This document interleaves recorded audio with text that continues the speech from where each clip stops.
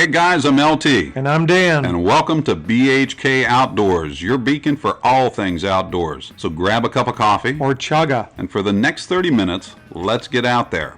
As always, if you have any questions or show ideas for Dan and I, you can email us at radio@bhkoutdoors.com. That is radio@bhkoutdoors.com. Today's program is brought to you by Deerassic Park Education Center, where the outside is in. You can reach them at www.deerassic.com. You can check them out on their Facebook, or you can call the office at 740-435-3335. That's 740-435-3335. Today we have a great guest with us today, and his name is Mark Meeker. He is the general manager of Deerassic Park Education Center. So welcome, Mark. Hey, how are you guys doing? So how you doing this morning? You doing fine out there? Oh, we're doing real good. Just enjoying this great spring-like weather. Oh, we have had a real nice spring here. Is that affecting you guys with the lack of snow over the winter? It hasn't affected us too much. It's I know it's kind of affecting a little bit of the animal life out here, and we're starting mowing a little early, but it's we're not going to complain about this. No, absolutely not. I mean, anytime we have a good spring, but you know what? It just feels like we're going to be in for something, though, over the summer since we missed a harsh winter, huh? Absolutely. So how the deer doing through the winter? They had a pretty easy winter, obviously. So did it improve the health of the herd any that way? It affected them a little bit. We had some of our bucks didn't lose their antlers they were a little late on losing them, but overall they did pretty good. They kind of enjoy the cooler weather. They don't enjoy the cold weather, but they've all been pretty healthy. They all made it through, and pretty excited for spring to come with fawning season and everything. So they all look good and healthy out here. Oh yeah, that was a great time for me when I had whitetails. I did notice yesterday when I took a walk in the woods, I saw a fresh scrape yesterday, which was really strange to me because I assumed that most of the deer would have lost their antlers by now. Yeah, I had all of ours have lost theirs out here, but I do have a couple friends that have told me in the last week or two they have seen a couple bucks with antlers on their trail cameras. So that's kind of odd, but it's kind of been an odd winter and spring so far. Yeah, I'm going to put a trail camera out because I got to see this because, you know, usually I don't see scrapes this time of year, and I noticed one last night, so... And I know it was fresh because I was just down there the day before, so pretty strange. Hey, Mark, before we get too much into the Deerassic Park Education Center, can you tell us a little bit about yourself and how you got involved? Yeah, I'm originally up from Tuscarawas County, is where I'm from, and I came down here. I went to college down at Ohio University down in Athens and studied recreation management and business administration, and kind of moved around a little bit for a couple of years after school, trying to find a job anywhere within the country. I moved down to South Carolina for a while, and then I was fortunate enough to have a job opening up here about 6 years ago, and I came with Deerassic Park 6 years ago, just kind of doing some of the kids' activities, and we had a large dinosaur attraction out here when I first came up here and was in charge of that, and kind of stayed on ever since, and within the past year and a half I've become the general manager out here now, so it's pretty exciting. Well, good for you. Yeah, that's pretty cool. I can remember when that first started out there because I was raising white-tailed deer at the same time, and I can remember when I went to do a business plan, and the people that I was talking to actually showed me the business plan for Deerassic Park, and I was pretty impressed, and it's a pretty cool thing that you're doing out there. Well, thank you. It's been an exciting road since I've been here, but the last 6 years we've just grown so much. It's a great ride to go on. You know, sometimes you get your with the explosion of what's been going on out here, the troubles of growing too fast, you know, the growing pains, but it's been a good problem to have, and we've expanded so much here in the last 3-4 years from where we were when I first started. So yeah, that sounds fantastic. And we still have a long ways to go. What is the actual name of your nonprofit organization? Well, we're the National Whitetail Deer Education Foundation. And we're a 501c3 nonprofit, And then we operate here at the Deerassic Park Education Center. So sometimes people hear the word National Whitetail Deer Education Foundation and Deerassic Park, but we're actually the same thing. Just the National Whitetail Deer Education Foundation is our backbone, is the nonprofit. Yeah, also, one of the things I think a lot of people would like to know is who actually owns that? That's always been a good question. People always think somebody owns it. With us being a 501c3 nonprofit, no one actually owns it. We're board driven. So I'm the general manager out here, but I have 7 bosses in front of me on the board of directors. So it's been that way since the foundation was founded back in 1996. So no one's actually ever owned anything out here. It's always been this weird misconception. So I wanted to make sure we cleared that up, that that we're run by a board and no one actually owns anything out here. The foundation owns everything, the deer, the land, everything. Yeah. Well, if I was you, I think I'd take this time right here to give them a little plug so that you maybe don't get in trouble and you can smooth it out. Exactly. So who do you actually have on the board of directors? Well, the board of directors, we have a lot of local people here in Cambridge, business owners and stuff. As far as Brian Stoney's our board president, and he owns Stoney's RV here in town. Also on our board, we have John Dunning from Dunning Motor Sales and Tim Higgins with Higgins Construction, and the kind of local names that a lot of people know about. And we have Rick Lambert and Nathan Larrick. And Leanne Apple's been a board treasurer for us for the last few years. And we also have a guy that from out in Missouri named John Worrell. So they're all been very good board members. They've all been here for the past few years, and they've really helped us grow in the last few years. We're real thankful for that. Good guys to work with. Well, I heard you say Larrick. Is that the people that own the elk farm? No, the Nathan Larrick. He's not out there any relation with them. He works at People's Bank. Okay. Well, I knew the name Larrick because that's where I get some of my fencing and stuff from. Okay. Yeah, no, I don't think there's any relation with them. Those guys are good guys out there, but no relation with them. Right. Okay. Well, as the general manager, what is your position? I guess more or less, what do you actually do there at the foundation? Well, just kind of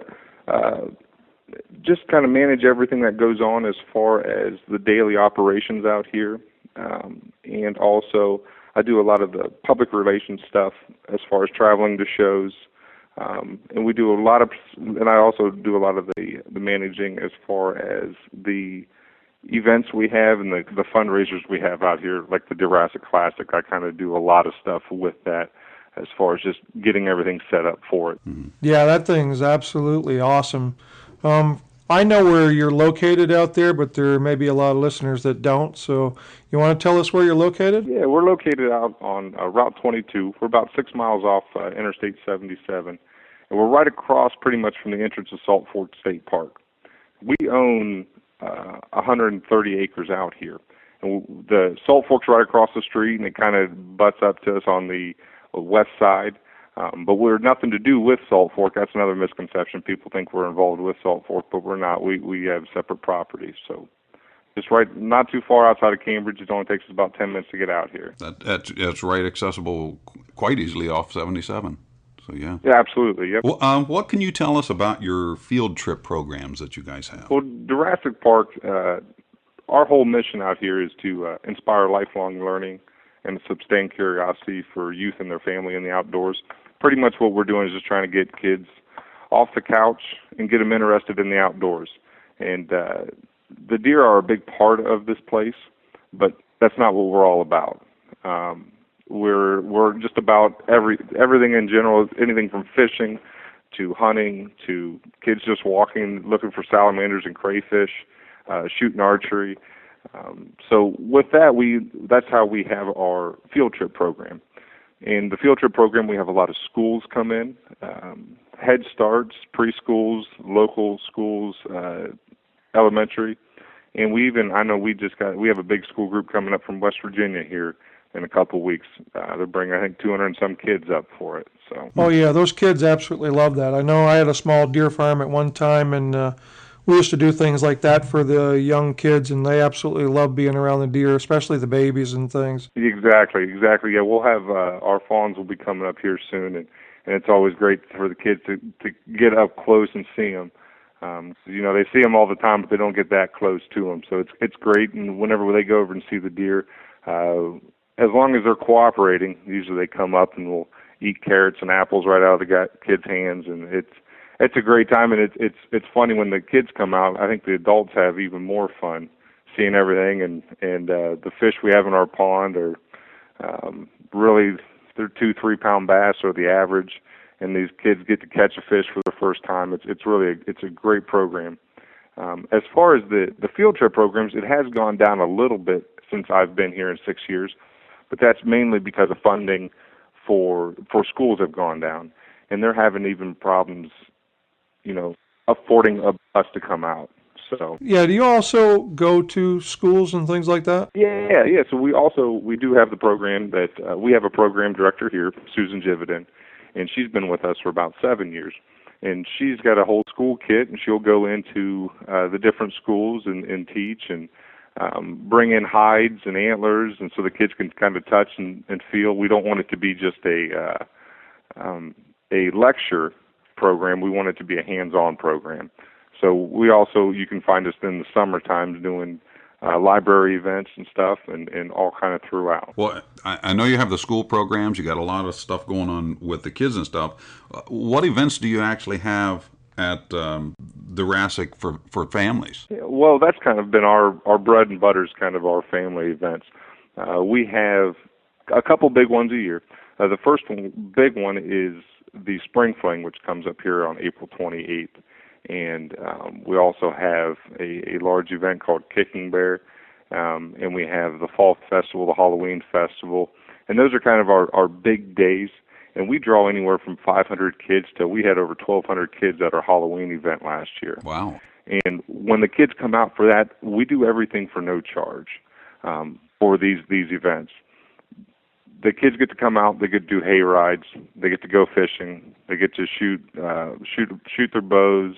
They get to actually we provide everything. So they would shoot our bows. They would shoot pellet guns and do a lot of craft activities like the Spring Fling that's coming up here. We'll have them be planting some flowers and just kind of teaching them some stuff as far as everything involved with Earth Day. Well, that sounds like an awful lot of fun. When are you going to start something like that for old people like me? Well, I'll tell you what. When you guys come out, the adults have a lot of fun too. We have tons of little events now that we've popped up for everybody.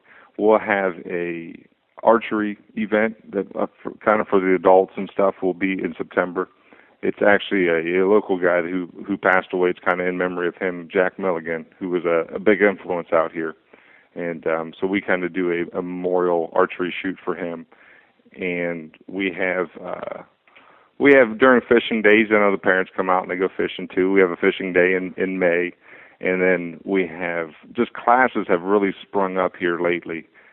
We have the Outside is In program, which happens the third Monday of every month. Then this month we're doing birdhouses out here, so the kids get to build their own birdhouse and take home. I have a fishing class coming up here in April 11th. So the kids get to learn how to fish, and they might even get to take home a prize or two. I can't tell them that though. Right. Well, where can people find out more information about the events that you have going on? Well, all of our programs and stuff are all online. They're on our website, Deerassic.com. But I'll tell you what, the best thing for us lately has been our Facebook page. Our Facebook page is the easiest thing to update.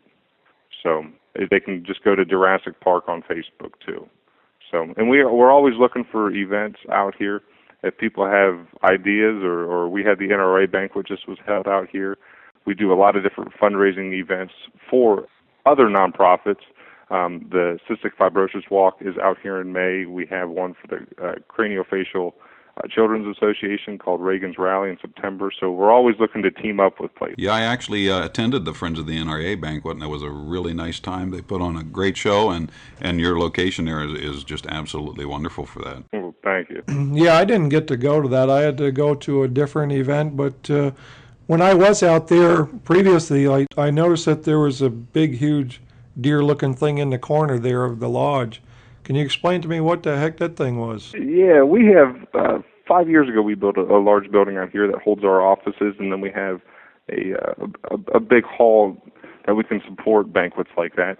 And one of our biggest attractions inside is this thing called the megaloceros, which is an Irish elk, and it's the oldest ancestor to the whitetail deer.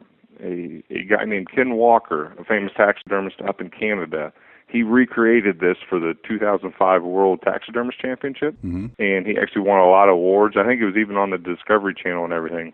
Well, Deerassic purchased this thing 6 years ago, and it's been in our kind of our hall. We kind of have a mini museum out there where we've been collecting antlers and stuff. We're getting a bunch of mounts redone here in just about 2 weeks.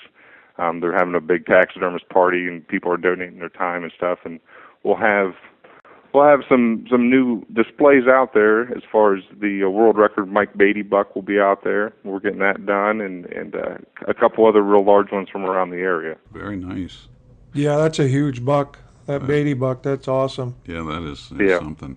Hey, well, guys, we're going to be right back in just a few minutes to talk a little bit more with Mark Meeker, the General Manager of Deerassic Park Education Center. So stay right there. We'll be right back. August 3rd and 4th, 2012. It's the 10th anniversary Deerassic Classic. Outdoor Expo. They got giveaways. Come by. They have outdoor celebrities Ralph and Vicky from Archer's Choice, Chris Brackett from Fear No Evil, Deerassic spokesperson Erlene Mandrell, great country music on hand, Craig Morgan, got the Low Cash Cowboys. For more information, www.deerassic.com, or you can call them at 740-435-3335. August 3rd and 4th, 2012. Hey, we're back with Mark Meeker, the General Manager of Deerassic Park Education Center here in Cambridge, Ohio. And Mark, thanks again for being here with us today. One of the questions that I have for you is can people come out and see the deer? Yeah, absolutely. They can when we have our events. They're more than welcome to come out. As far as during the day and during the weekends when we're not open, we are closed for them to be able to see them. But when we have our events, that's kind of one of our biggest displays where we want the people to come out and see. We do ask, and we do have signs up that, when we're not open, if they kind of respect them and leave them alone, because we kind of know how to handle them, and we don't want to get them too frightened. Right, yeah, I understand that, because they can get pretty freaky pretty quick. Exactly. Yeah, so how many deer do you have out there? Well, we just kind of changed up our deer herd last year, and we went from a uncertified herd to a certified herd, and right now we have currently 15 deer on the property. 9 of them are does, and they're all bred for this year.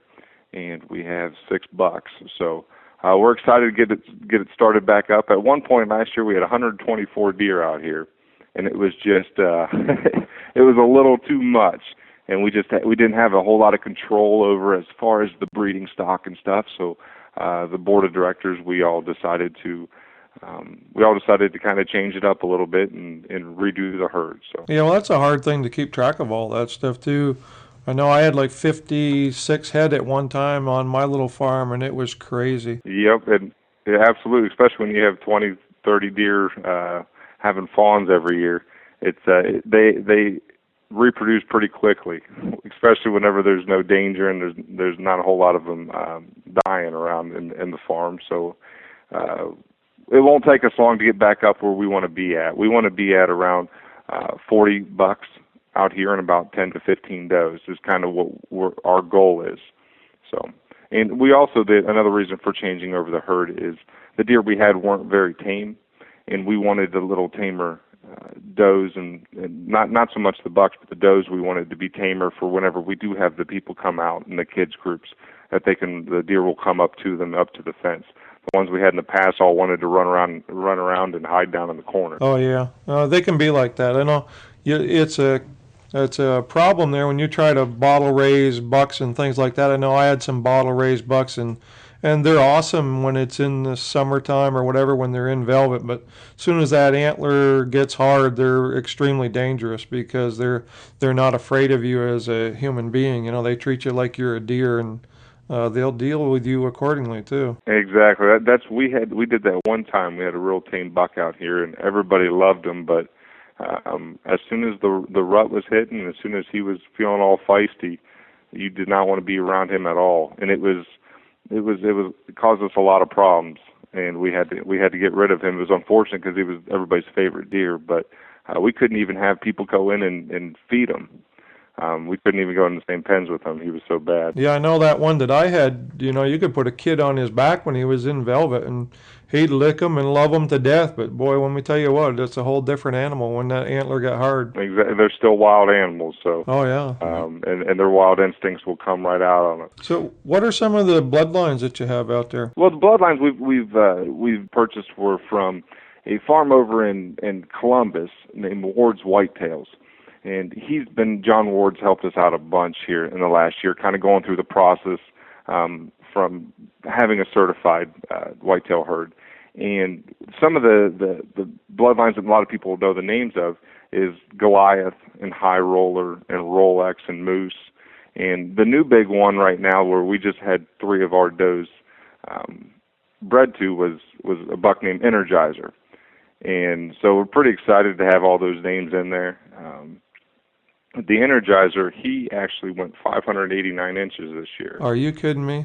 So, he's located in southern Ohio, and we were able to get 3 does artificially inseminated by him. So we're pretty excited about it and see what they can produce out here this year. How in the world can he even hold his head up? Well, with those large bucks, you know, they cut their racks off. Most deer farms, they will cut their racks off as soon as they harden because of the stress on their necks and stuff. And we're not all about the largest racks because, you know, I feel bad for them when they're out here and their heads swaying back and forth. And we actually used to have a buck out here that he'd always lay down with his rack on the ground because it was so heavy.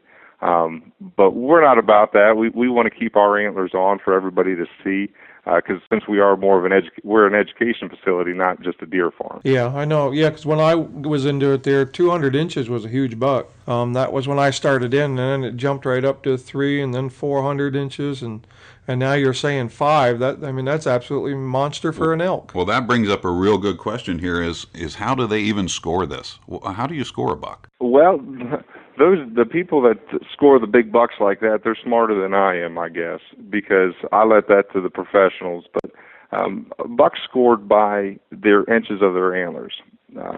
So there's a couple different measurements they take as far as the tine length and as far as the main beam length and the circumference in 3 spots around their rack itself. But some of these big non-typicals they have in these deer farms, I don't know how they score some of those. They're too hard for me. But we actually have, as far as scoring bucks, I just had a program signed up 2 days ago here on May 12th.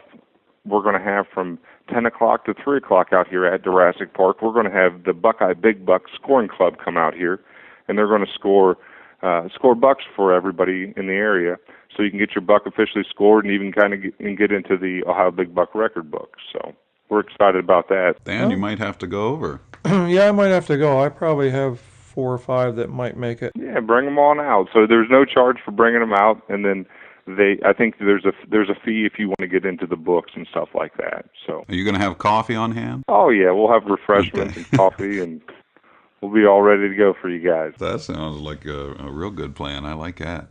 Hey, I want to definitely give you enough time to talk about some other stuff here.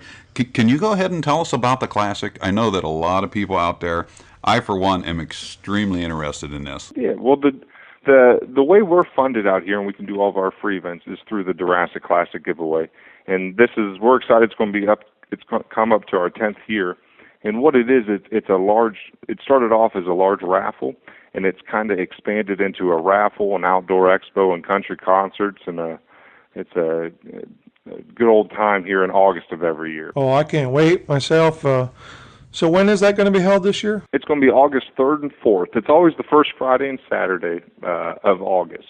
So we have camping actually starts the Sunday before, and you guys wouldn't believe all the campers that we have come in already the Sunday before, and the event doesn't even start till Friday. They get there a week ahead of time? Oh yeah, Geez. we'll have a couple hundred campers here on Sunday. Wow. Well, I believe it. I've seen it. I've been out there when that's going on. So yeah. Well, Yeah, so it's a lot of fun. well, Mark, how many people actually attend this? Last year we had around 10,000 people on Friday and about 15,000 people on Saturday. Wow. And it is an 18 and over event just because of all the raffles and stuff. Sure. So, I know people always say, well, how can kids not come out to the Classic if you guys are an education center for kids?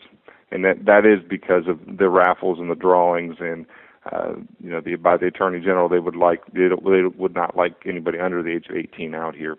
So we do things 51 weeks out of the year for the kids. This is the 1 week for the adults that raises all the money for everything. Yeah, well, that's not a bad plan. So how many prizes do you think you guys give away out there? we give away on our main tickets. We pre-sell tickets, and we give away over 600. I think there's over 650 prizes on that. And then here at the event, we give away, I think there was 120 some guns last year, a couple Harley Davidsons, the 50/50. If you count all the prizes up, it's right around $1 million worth of prizes. Fantastic. Wow. And those prizes include, we have 8 vehicles on the tickets this year. We have a log cabins, the grand prize on Friday night, Harleys, campers, ATVs, and the cash we give away. I think there was $400,000 worth of just cash out here. So everybody loves to win cash. Right. Well, save me a Jeep and save me the log cabin, okay? Yeah. We're not All too right, greedy. I'll put your name on it. But the excitement when you come out here, our 50/50, we consider it the world's largest because we can't find one bigger. And every year we break records. Fantastic. And last year on Saturday, our 50/50 went up to $161,000. Well, I That could is use amazing. that too, I guess. So put me down for that too. Mark, if someone was to want to get these, I heard you say about an early ticket, how would they go about getting the tickets for the Classic? Yeah, there's a couple easy ways to get them. We have them on our website, which is Deerassic.com. They can call our ticket hotline, which is 740-435-3335, or they can go to a local ticket agent. We have our ticket agents on our website. The Gander Mountains in Ohio, in western PA, they all sell tickets for us. And if they're local here in Cambridge, they can go down to Dunning Motor Sales and just pick up their tickets there. But because we have an early incentive, an extended early bird, which is if you purchase your tickets by the end of May, you'll be entered into 50 extra chances of $250. Before we go, I know you guys have some fantastic music entertainment going on out there. Can you give us a rundown of who you got coming this year? Yeah, well, we'll have a kickoff Thursday night party, and we just signed a guy that is from the Nashville Star, which was kind of the country American Idol, named Jared Ashley. He'll be out here performing along with some other bands. And then Friday night we'll have Low Cash Cowboys, which they've been here the last few years and everybody loves them. And we're excited. We have Craig Morgan coming out this year to sing on Saturday night. And Craig's a big outdoorsman, and he's got a bunch of #1 hit songs through the years, so we're excited about that. That is wonderful. Yeah, and as far as our other entertainment, we have, throughout the expo show, we'll have Ralph and Vicky from Archer's Choice. They've been out the last few years. We'll have Chris Brackett from Fear No Evil, and a whole bunch of other, I know Jim Shockey's daughter's going to come out from Shockey Outdoors. A lot of other TV shows and personalities will be out. Well, Mark, we would love to thank you for being here today. You have been a wonderful guest. And again, the Deerassic Classic is on August 3rd and 4th this year, 2012. For more information on the Deerassic Park Education Center, you can get a hold of Mark at their office at 740-435-3335 or www.deerassic.com. And again, check them out on their Facebook page. Well, Mark, thank you very much for being here today. And for the very latest on anything from us, you can go to BHK Outdoors Facebook, or you can follow us on Twitters. And as always, if you have questions for Dan and myself, remember to join us here each Saturday morning for BHK Outdoors, your beacon for all things outdoors.